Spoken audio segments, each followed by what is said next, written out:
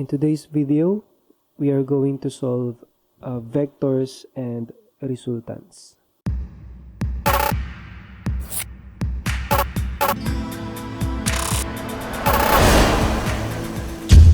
Okay, for our example number 1, this screw eye in the figure is subjected to two forces, F1 and F2. At ang hanapin natin ay the magnitude and direction of the resultant force. Okay, for this example number 1, gamit tayo ng parallelogram. So, here is the screw na sinasabi sa ating problem. Ayan. Tapos, may force tayo. This is our force 2, F2. And then, this is our F1. Then, imagine natin, this is our y-axis. And then, this is our x-axis. So, x and then y. Tapos, our forces are subjected to angles din. Tingnan natin, no? Yung F1 natin, our F1 is at 15 degrees. Ayan, mula sa x-axis. Tapos yung F2 natin, at 10 degrees naman siya mula sa y-axis. So, ngayon, using parallelogram, try natin buuin iyan. So, this is our y-axis. And then, this is our x-axis. So, x, and then y. And then, we have our F1. So, F1 natin. Ito siya. So, this is our F1 at angle na 15 degrees. And then, we have our F2. Okay, sabihin natin, ito siya. This is our F2. And then, nasa angle siya na 10 along y-axis. Okay, so paano natin buuin yung parallelogram natin? Gawin natin ganito. I-trace natin itong F1 dito sa itaas. Trace natin siya dyan. And then, itong F2 din. Okay, so may mabubuo tayo dyan. Tapos, yung diagonal niyan, yung diagonal na yan, ayan yung ating resultant. Okay, so that is our resultant R sub 1. Tawagin natin R sub 1. Okay, ngayon, ang problema natin, paano natin hahanapin yung mga angles? Itong angle na to, y, and then dito sa may x natin, this is 90 degrees. So ngayon, pag kukunin natin itong angle na ito, ayan, yan ay magiging 90 minus 15 minus 10. Okay, kasi 90 degrees, ito 90 degrees yan, minus 15 minus 10. So, ito yung angle na yan. And then, so kung ano yung angle na yan, solve natin. 90 minus 15 minus 10. So, that is 65. So, ibig sabihin, itong angle na to ay 65 degrees. So, ibig sabihin, dito din, 65 degrees din yan. Okay, tandaan na yung total ng angles nito ay 360.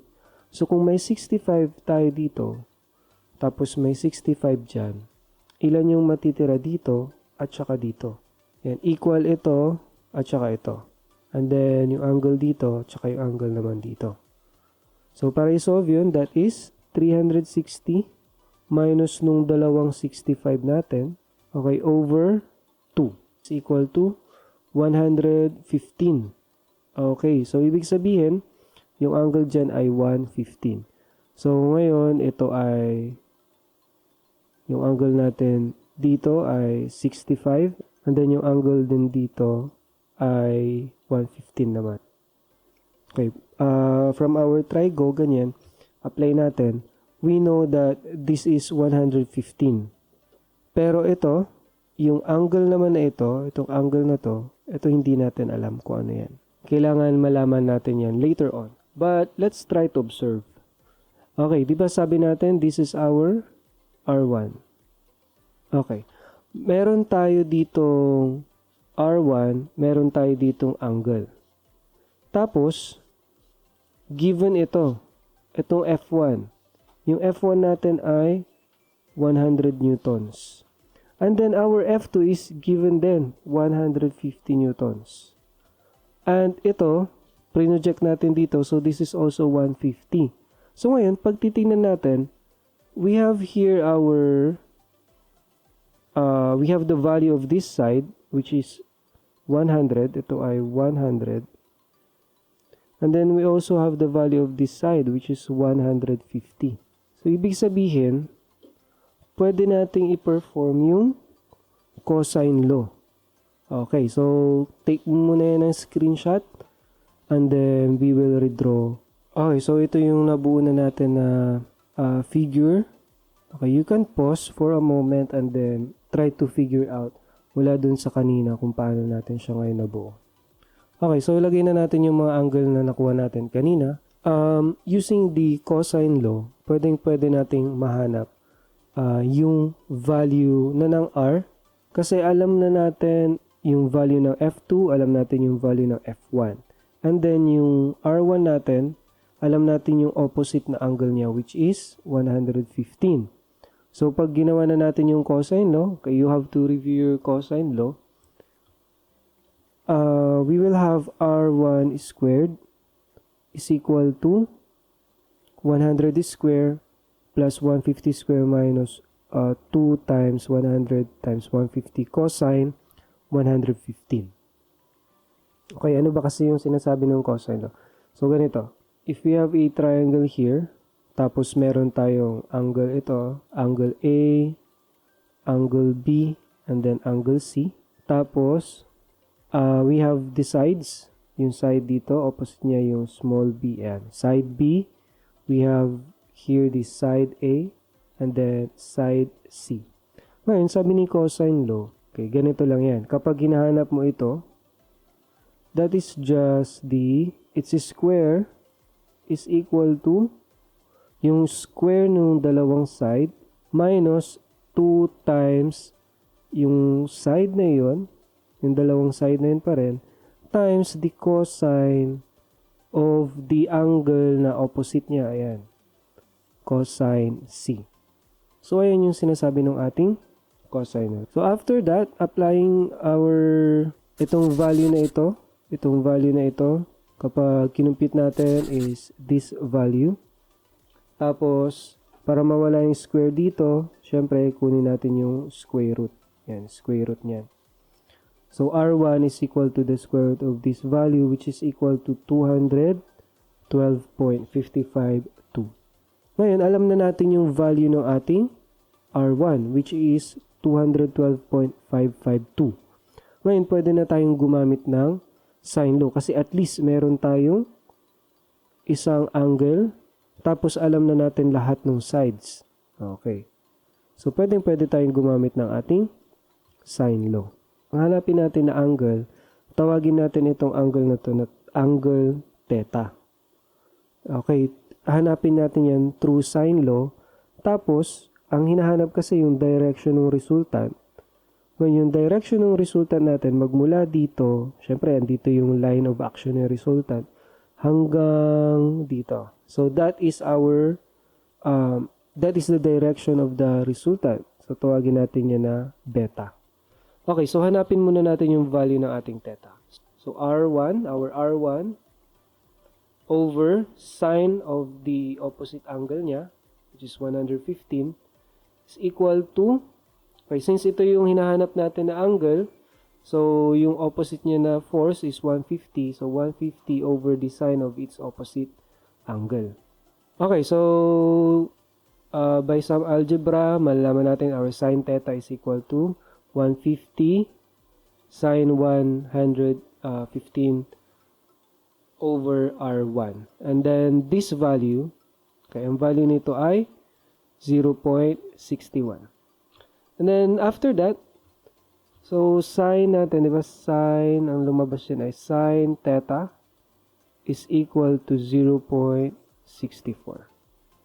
Okay, you can input in your calcu the value of theta at once. Lagay mo lang sine, inverse sine, times 0.64. And the answer is 39.792. degrees.